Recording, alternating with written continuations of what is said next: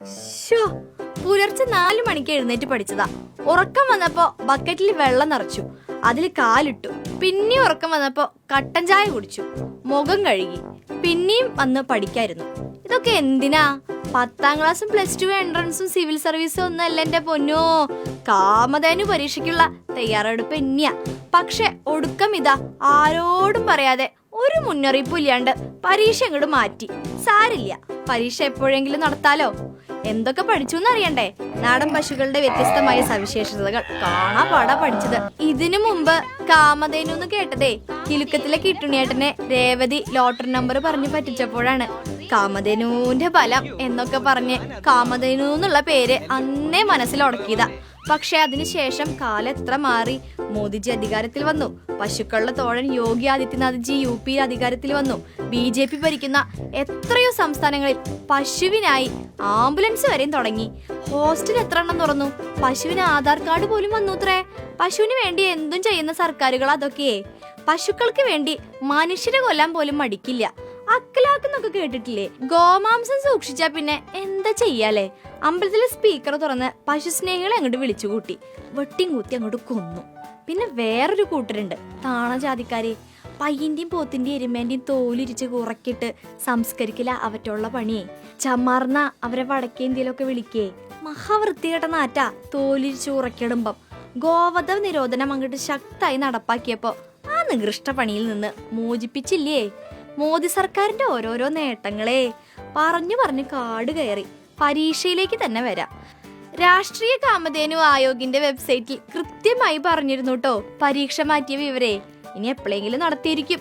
കാമധേനു ഗായ് വിജ്ഞാർ പ്രചാർ പ്രസാർ എക്സാം എന്നായിരുന്നു പരീക്ഷയുടെ പേര്.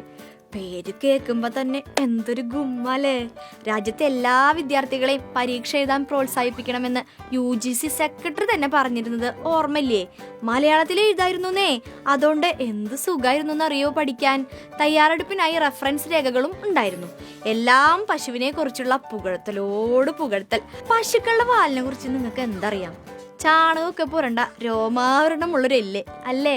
എന്നതല്ല, നിങ്ങൾക്ക് ഒന്നും അറിയില്ല. ഞാൻ പറഞ്ഞുതരാം. ഉന്നതമായ ആത്മീയതയിലേക്കുള്ള ആദ്യ ചവിട്ടുപടിയാണ് ഭാരതീയർക്ക് ആ വിശിഷ്ടമായ വാല് എന്നാണ് റഫറൻസ് രേഖയിൽ കൃത്യമായി പറയുന്നത്. പൈക്കളെ കൊല്ലാൻ പാടില്ലെന്ന് വെറുതെ പറയണമെന്നാണെന്നോ നിങ്ങളുടെ വിചാരം? എന്നാ കേട്ടോ, രാജ്യത്ത് ഭൂകമ്പം ഉണ്ടാവാറില്ലേ? ഭൂകമ്പം അതെന്തോണ്ടാ? പശുവിനെ കൊല്ലണോണ്ട് സംശയമുണ്ടോ? ഉണ്ടെങ്കിൽ ആ വെബ്സൈറ്റിലൊന്ന് കേറി നോക്ക്. ഗോവധവും ഭൂമികുലുക്കവും എന്ന അധ്യായത്തിൽ 3 ഫിസിക്സ് ശാസ്ത്രജ്ഞര തെളിവ് സഹിതം ഇക്കാര്യം വിശദമാക്കിയേക്കണത്. കണ്ണുമൂക്കുമില്ലാത്ത പശുക്കശാപ്പും ഭൂമികുലുക്കവും തമ്മിൽ ബന്ധമുണ്ടെന്നേ. പൈക്കൾ പെടഞ്ഞു ചാവുമ്പോ നെഗറ്റീവ് ഊർജം അങ്ങോട്ട് പ്രവഹിക്കും. ആ തരംഗം ഭൗമാന്തരീക്ഷത്തിൽ മാറ്റം വരുത്തി ഭൂകമ്പത്തിനിട വരുത്തും. ഗുജറാത്തിലെ കച്ചിലും ഉത്തരാഖണ്ഡിലൊക്കെ ഭൂകമ്പം ഉണ്ടായത് ഇതുകൊണ്ടാവൂലേ? കഷ്ടം. ഇതൊന്നല്ല രസം. ഇളം മഞ്ഞ നിറത്തിലുള്ള പശുവിന്റെ പാലിലെ സ്വർണ്ണുള്ളത് തനി തങ്കം. പാലിന്റെ ഇളം മഞ്ഞ നിറത്തിന് കാരണം എന്താന്ന് ഇപ്പൊ മനസ്സിലായോ? അതൊക്കെ നമ്മുടെ നാട്ടിലെ പൈക്കളുടെ കാര്യട്ടോ. വിദേശ പൈക്കൾക്ക് ഇതൊന്നുമില്ല. പാകിസ്ഥാനികൾക്കും സായിപ്പന്മാർക്കും അങ്ങനെ തന്നെ വേണം. പാലിന്ന് സ്വർണം വേർതിരിക്കാനുള്ള വിദ്യ വശാക്കിയിട്ട് വേണം ഇന്ത്യക്കാർക്ക് അങ്ങോട്ട് കുതിക്കാൻ. പശുവിന്റെ പൂഞ്ഞില്ലേ, പൂഞ്ഞ, ഇത് വെറുതെ ഒരു ഉണ്ടയാണെന്നാണോ നിങ്ങളുടെ വിചാരം? അതല്ല, സൂര്യപ്രകാശത്ത് നിന്ന് വിറ്റമിൻ D ആഗിരണം ചെയ്ത് പാലിലേക്ക് സപ്ലൈ ചെയ്യുന്നത് പൂഞ്ഞ വഴിയാണെന്നാ. ഇന്ത്യൻ പശുക്കളിൽ മാത്രമേ ഇതുള്ളൂ. മനസ്സിലായോ നിങ്ങക്ക്?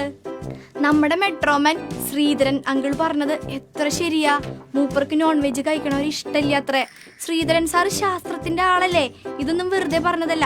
ബീഫ് ഫ്രൈയും ബീഫ് ഉലർത്തിയതും ബീഫ് ചില്ലിയും ബീഫ് വിന്താലും ഒക്കെ പൊറോട്ടയും കൂട്ടി തട്ടുമ്പോ മലയാളികൾ ഈ ലോകോത്തര മലയാളി ശ്രീധരൻ സാർ പറഞ്ഞത് വല്ലതും ഓർക്കോ? ഇന്ത്യൻ പൈക്കളിൽ മാത്രമുള്ള കഴിവുകളെ കുറിച്ചും കൂടി സാർ ഒന്ന് വിശദീകരിച്ചിരുന്നെങ്കിൽ സംഭവം കളറായേനെ.